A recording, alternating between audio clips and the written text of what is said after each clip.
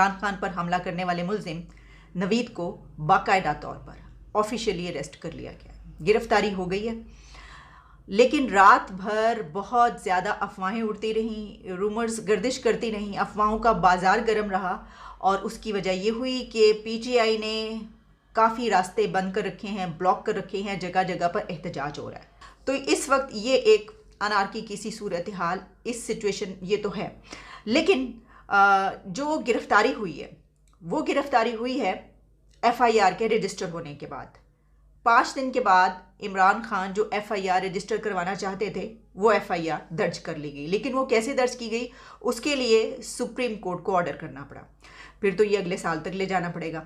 लेकिन इसमें एक और दिलचस्प बात ये हुई कि इमरान खान ने एक इंटरव्यू दे दिया और वो इंटरव्यू दिया है सीएनएन को।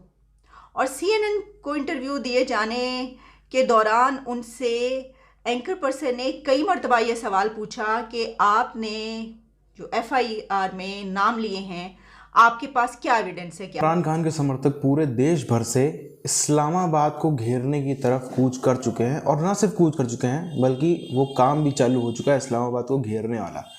अब जिस तरह से इमरान खान को एक तो मानना पड़ेगा, इमरान खान क्या ज़बरदस्त क्राउड पुलर है। इतना तो पिछले 75 सालों में किसी के पीछे पाकिस्तानी दीवाने नहीं हुए जितना इमरान खान ने सबको अपने पीछे कर दिया है। और अगर 2-3 साल पहले भी कोई सोचता कि इमरान खान पाकिस्तानी फ़ौज के खिलाफ करोड़ों की भीड़ खड़ी कर ले जाएगा तो उस पर लोग हंसते, और बहुत बुरी तरीके से हंसते कि क्या पागलपना है पाकिस्तानी फ़ौज के खिलाफ। पाकिस्तानी फ़ौज की तो हर पाकिस्तानी इज्जत करता है। आज वही जिसकी इज्जत खूब करी जाती थी वही पाकिस्तानी फ़ौज इस तरह से कटघरे में खड़ी कर दी गई है कि वो बहुत कोशिशें कर रहे हैं, हर संभव कोशिश कर रहे हैं कि नहीं भैया हमारा कोई गलती नहीं, वहाँ कोई हाथ नहीं है, पर जनता उनकी खून की प्यासी हो चुकी है। तो खबरें ये चल रही थी कि आज कुछ भी हो सकता है। हमने इंतज़ार किया, हमने कहा जनाब जब कुछ हो जाएगा तो क्यों ना एक ही बार वीडियो कर दी जाए। पहले हम ये बताएं कि कुछ होने वाला है, ये खबर चल रही है, फिर हम जब वो कुछ हो जाए तो फिर हम आपके पास आएँ और हम आपको आकर ये बताएं जनाब ये हो गया है, वो जो कुछ होना था वो कुछ हो गया। तो ऐसा कुछ अभी तक तो नहीं हुआ। लेकिन जो जनरल फैसल, उनके किसी का भी नाम उसके अंदर शामिल नहीं है।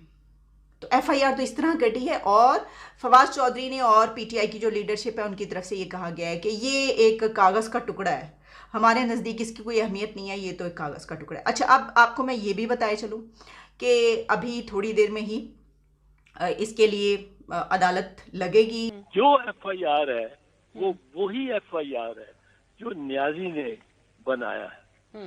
ये कोई एफआईआर नहीं है, ये fraud and forgery on the record, statutory record of the police है। ये तो ऑफेंस मतलब है, इसको साबित करने की जरूरत नहीं है। तो पहली तो बात यह है कि वो जो एफआईआर वो जो लिखा हुआ है वो जो दूसरे न्याजी ने और वो जो पेश करना चाह रहा है पीटीआई की जानिब से, उसमें नाम दूसरे शूटर का है, या नाम तो नहीं होगा पर केजी उधर से भी गोली चली, उधर से भी गोली चली। तो चांद क्योंकि लाल हुआ है तो सितारे नजूमियों का जो अलूम है वो ये बताता है कि जनाब ये जो हालात हैं ये तो बड़े ख़राब हैं, तो ये दिन जो है ये ठीक नहीं है।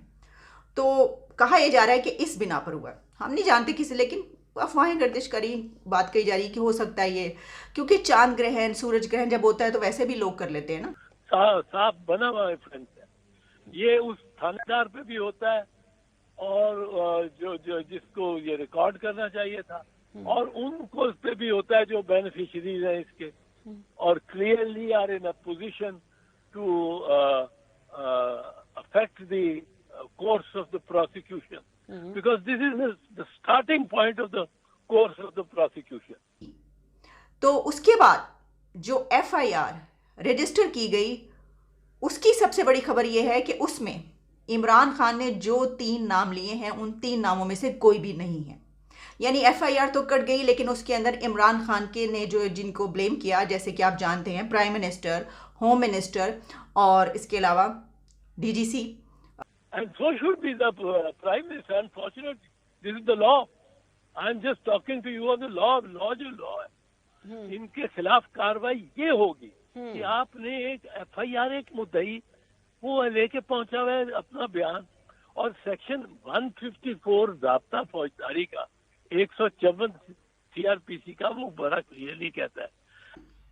इस तरह के आमतौर पे लोग ये मानते हैं कि अच्छा इस वक्त ये नहीं करना चाहिए इन्हें, तो हो सकता है कि उस वक्त एहतजाज करना या लॉन्ग मार्च दोबारा स्टार्ट करना भी अच्छा ना हो। बहरहाल ये वजह या जो भी वजह है उसमें, बल्कि मैं तो देख रही थी कि नजूमी तो ये भी कह रहे थे कि 2023 भी बड़ा भारी है, वो भी सितारा गर्दिश में खान साहब का कोई अच्छा नहीं है, तो फिर क्या करेंगे आप। और दिलचस्प बात यह है कि अभी कल के रोज़ इमरान खान और चौधरी परवेज़ इलाही में मुलाकात हुई और ये पता चला कि लंबी मुलाकात हुई, डिस्कशन हुई, और उस मीटिंग के बाद चौधरी साहब जब बाहर निकल कर गए हैं और इमरान खान भी जब आकर उन्होंने कोई टॉक वगैरह की तो उससे लग नहीं रहा था कि वो कोई नाराज़गी है या उन्होंने ऐसी कोई बात नहीं की। एंड हियर वो जो आपका इंटीरियर मिनिस्टर है वो he should be not joint in investigation, उसको for falsification of the record, statutory record of a crime, he should be taken into custody. जो मेन रोड्स हैं, शाहराहें हैं बड़ी, जहाँ से ट्रक भी ट्रैवल करके दूसरे शहरों में जाते हैं प्रोडक्ट्स लेकर, जिस तरह के पेशावर मोटरवे और इस तरह की सारी सड़कें ब्लॉक हैं, जिसकी वजह से ट्रकों की एक लंबी कतारें हैं जो वहाँ पर खड़ी हैं लाइन में, और इसकी वजह यह है कि उनके गुजरने का रास्ता नहीं है। तो वो जो प्रोडक्ट्स लेकर जा रहे हैं, बेशक वो खाने पीने की अशिया जो भी है वो उसी तरीके से। नहीं, इसमें अब again go to the law.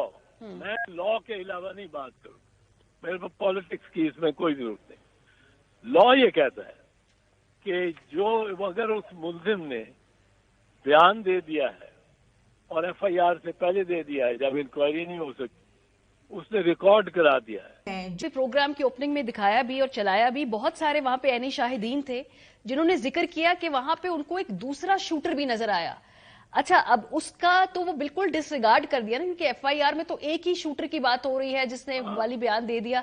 तो अभी जो बाकी दूसरे शूटर के हवाले से लोगों का जो एक डायरेक्ट विटनेस का, और उसमें ये मामला जो है पेश किया जा रहा है, क्योंकि वो जो नवीद है उसको भी पेश किया जाएगा, तो एफआईआर की बात भी होगी। तो देखते हैं कि उसके ऊपर अब क्या सामने आता है। अच्छा, उन्होंने अपना जो प्रोटेस्ट है खान साहब का, वो भी अब 2-3 दिन आगे हो गया। आप जानते हैं उन्होंने पहले मंगल को कहा, अब वो थर्सडे को। अच्छा, इसकी वजूहत ये बताई जा रही हैं कि आपको पता है, सुर्ख चांद, लाल चांद।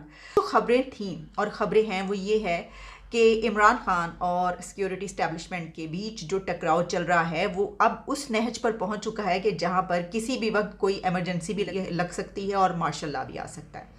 तो इसी तरह के कुछ रूमर्स जो हैं वो पूरी रात गर्दिश करती रही, लेकिन ये बात अपनी जगह पर सही है कि कई जगहों पर रास्ते बंद हैं। जिस तरफ पाकिस्तानी फ़ौज की इज्जत जा रही है, जिस तरफ पाकिस्तानी फ़ौज हम देख रहे हैं, उधर उसका बचना बहुत ही ज़्यादा मुश्किल होता जा रहा है। अगर आप देखो, पहले कोई ऐसा ज़िला, कोई ऐसा कोना नहीं था जहाँ पर पाकिस्तानी फ़ौज के समर्थक ना हो, जहाँ पर पाकिस्तानी फ़ौज को मानने वाले ना हो, जहाँ पर पाकिस्तान का कुल मिला के दबदबा ना चलता हो। उसी के चक्कर में, उसी का नतीजा है जो दुनिया भर में इतने अरबों खरबों की प्रॉपर्टी इन पाकिस्तानी फ़ौज वालों ने बना ली।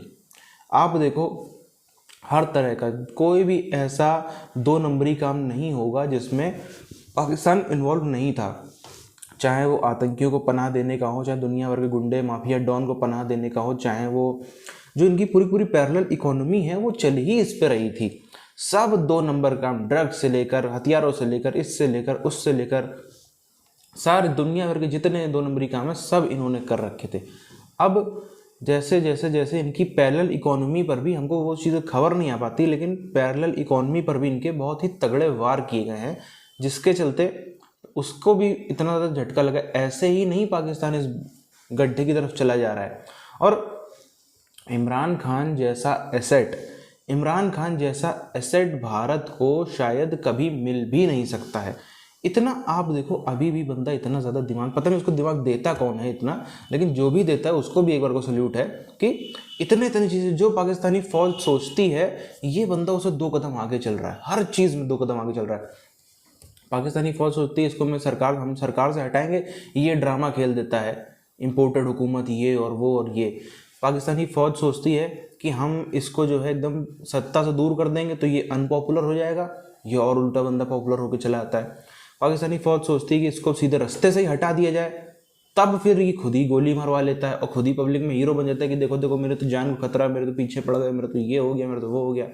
ये सब चीज़ों के चलते समझ नहीं आ रहा पाकिस्तानी फौज को कि ये हो क्या रहा है। जो भी हम सोचते हैं हमेशा हमसे 2 कदम आगे की सोच डालता है और कोई बच के भागने को रास्ता तक भी नहीं छोड़ रखा है कि अब इस समय पाकिस्तानी फौज के पास में कोई ऑप्शन नहीं है। जो कमर बाजवा 1 साल और अपना टर्म बढ़ाना चाहता था वो नहीं बढ़ा रहा है, सिर्फ इसी वजह से क्योंकि इमरान खान ने इतना उत्पात मचा दिया है।